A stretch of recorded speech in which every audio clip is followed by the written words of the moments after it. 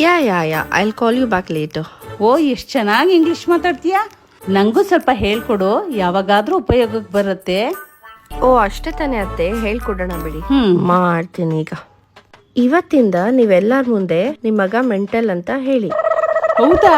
Mental ಅಂದ್ರೆ ಏನು? Mental ಅಂದ್ರೆ ಬುದ್ಧಿವಂತರು ಅಂತ. ಹೌದಾ?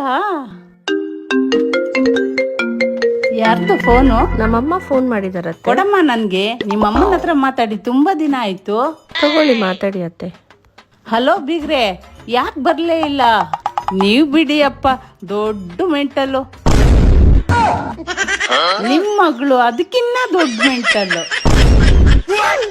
ಒಟ್ನಲ್ಲಿ ನನ್ಗನ್ಸುತ್ತೆ ನಿಮ್ ಕುಟುಂಬನೇ ದೊಡ್ಡ ಮೆಂಟಲ್ಲು.